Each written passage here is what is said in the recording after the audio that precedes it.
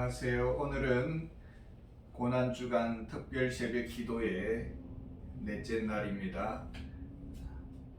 하나님의 말씀은 요한복음 3장 8절을 가지고 새 생명의 표지라는 제목으로 같이 묵상하겠습니다. 요한복음 3장 8절 말씀입니다.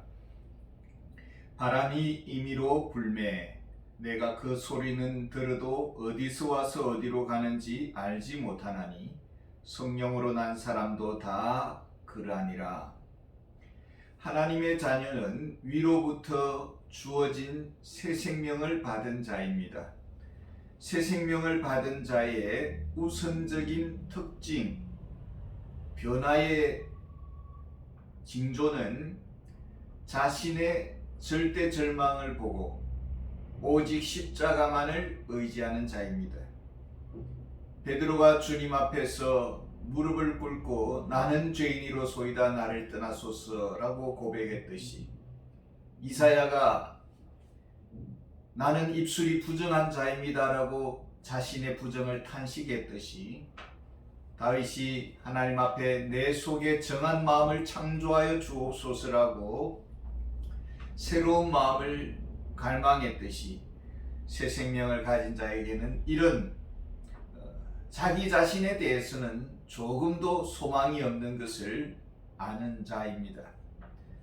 그 외에 다른 차원의 표지들을 오늘 이 시간은 살펴보고자 합니다. 첫 번째로 새 생명을 가진 자에게 나타나는 변화는 오염된 내가 사는 것이 아니라 내 안에 또 다른 어떤 영적 실제가 살고 있다라는 것입니다. 그분이 누구일까요? 갈라디아서 2장 20절에 보면은 내가 그리스도와 함께 십자가에 못 박혔나니 그런즉 이제는 내가 사는 것이 아니요 오직 내 안에 그리스도께서 사시는 것이라. 오직 내 안에 그리스도께서 사시는 것이라. 이제 내가 육체 가운데 사는 것은 나를 사랑하사 나를 위하여 자기 자신을 버리신 하나님의 아들을 믿는 믿음 안에서 사는 것이라. 그리스도인은 그 몸이 하나님을 모시고 있는 성전입니다. 성령님을 모시고 있는 성전입니다. 예수 그리스도께서 너희 안에 계신 줄을 너희가 스스로 알지 못하느냐? 그렇지 아니하면은 너희는 버림받은 자니라. 고린도후서 13장 5절 말씀입니다. 그리스도께서 영적으로 실제로 우리 안에 인격적으로 살아계신다라는 것입니다. 두 번째로 옛 자아는 양심의 정죄 안에 살고 있다면은 새 생명의 자아는 어떻게 살아가고 있습니까? 빌립보서 2장 13절에 너희 안에서 행하시는 이는 하나님이시니 자기의 기쁘신 뜻을 위하여 너희에게 소원을 두고 행하게 하시나니. 물론 우리가 우리 자신에 대해서 절망적이고 소망이 없음을 압니다. 그러나 동시에 새 생명을 가진 자는 하나님께서 우리에게 하나님을 기쁘시게 하도록 하기 위한 소원을 우리의 마음속에 주신다라는 것입니다. 그래서 우리 그리스도인들의 소원은 하나님을 기쁘시게 하는 것이 우리 그리스도인의 소원입니다. 그리고 각자가 하나님께서 주신 그 비전, 꿈, 소원을 가지고 이렇게 하나님을 기쁘시게 하기 위해서 우리는 살아가고 있는 것입니다.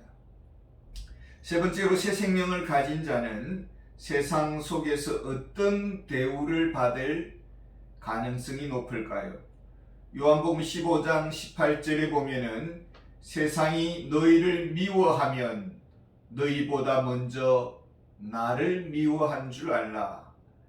세상 사람들이 그리스도인을 미워할 때에 이것은 단지 그리스도인만을 미워하는 것이 아니라 예수님이 미워서라는 것이라는 것이죠.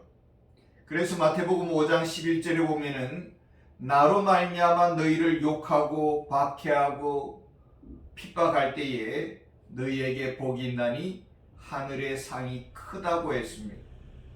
우리가 핍박하는 자들을 향해서 예수님을 본받아서 오른뺨을 치면 왼뺨까지 돌려대고, 그리고 우리가 맞대응하지 아니하고 인내하고 예수님을 생각하면서 참을 때에, 그 수욕을 견딜 때에 그것은 곧 예수님께 영광 돌려드리는 것이고, 그리고 하나님께서 우리에게 큰 위로를, 하늘의 상급뿐만 아니라 이 땅 위에서도 잘 참았다, 잘 견뎠다라고 하면서 상을 주시겠다라는 약속입니다. 네 번째로, 새 생명을 가진 자는 영적인 일에 대해 어떤 태도를 취합니까? 고린도전서 2장 12절에 우리가 세상의 영을 받지 아니하고 오직 하나님으로부터 온 영을 받았으니 이는 우리로 하여금 하나님께서 우리에게 은혜로 주신 것들을 알게 하려 하심이라. 하나님께서 우리에게 은혜로 주신 영적인 것들에 대해서 직관적으로 느낄 수 있고 안다라는 것입니다. 아, 이것은 하나님께서 나에게 복으로 주신 것이구나. 하나님께서 나에게 이 좋은 교회를 나에게 선물로 주셨구나. 하나님께서 나에게 내 주변에 좋은 사람들을 만나게 해주셨구나. 하나님께서 나에게 이 좋은 사역의 직분을 나에게 주셨구나. 나에게 이런 좋은 교제의 관계를 주셨구나. 나에게 이런 말씀의 은혜를 주셨구나. 이런 하나님께서 영적으로 주신 그 복들을 인지한다라는 것이죠. 감지한다라는 것입니다. 그러나 자연인들, 세상 사람들은 이것이 하나님께서 주신 선물인지 구분하지를 못하고 알지를 못한다는 것이죠. 그리고 영적인 분별력이 없어서 이단이 정말 이게 진리인지 거짓인지를 구분하지 못하고 이단을 쫓아가기도 한다라는 것입니다. 다섯 번째로, 거듭난 자는 성경 말씀을 실제적으로 누가 기록한 것으로 여길까요? 디모데후서 3장 16절에 보면은 모든 성경은 하나님의 감동으로 된 것으로 교훈과 책망과 바르게 함과 의로 교육하기에 유익하니. 그리스도인은 이 성경은 정말 성령님께서 기록하셨구나. 하나님께서 정말 이 성경을 기록하셨구나. 신구약 성경이 모두 우리에게 구원의 은혜를 주시는 그런 귀한 말씀이구나. 이것을 안다라는 것입니다.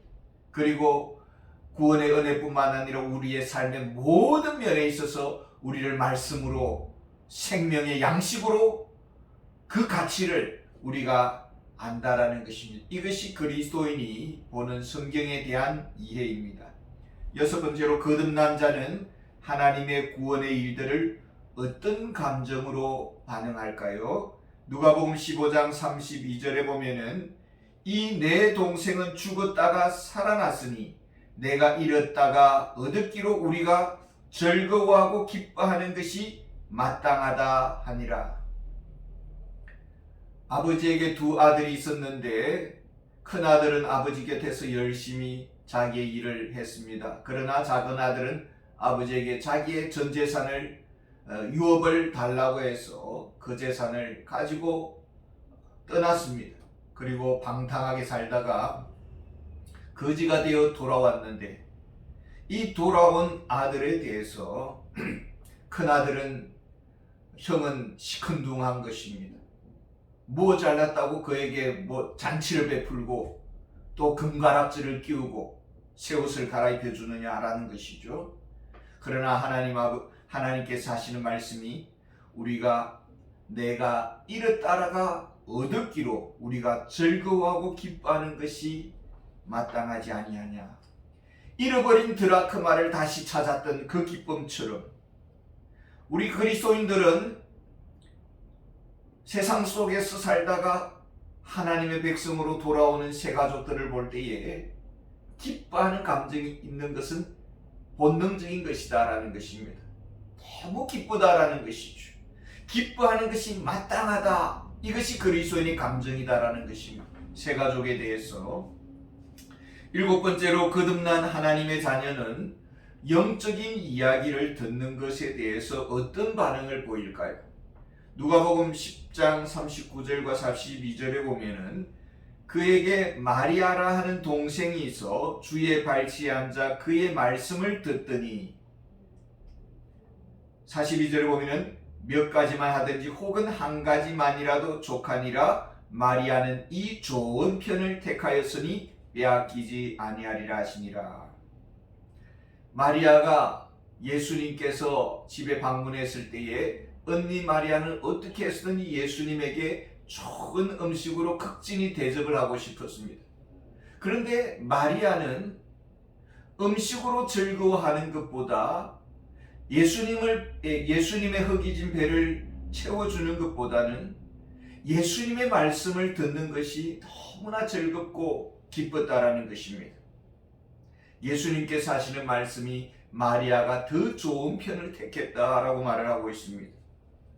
우리 그리스도인은 만나서 그리스도인들이 영적인 세계에 대해서 하나님과의 교제에 대해서 이런 영적인 내 안에 일어난 변화에 대해서 영적으로 성숙하는 것에 대해서 말씀의 그 즐거움에 대해서 깨달아가는 그 기쁨에 대해서 나눌 때 그것이 너무 기쁜 것입니다. 만약에 참 그리스도인이 아니라면은 이런 데 대해서 하나님의 영적인 세계에 대해서는 별로 관심이 없습니다. 오로지 세상적인 것, 물질적인 것, 이런 것에 관심이 있는 것이죠. 우리 그리스도인들에게 새 생명을 주셨고 새 생명을 가진 자에게는 이런 하나님께서 세상적인 것으로 비교할 수 없는 하늘의 신령한 그런 복을 주셨습니다. 이런 영적인 즐거움 앞에서 우리가 함께 기뻐하고 즐거워하는 그런 그리스도인으로 세워지기를 원합니다. 감사합니다.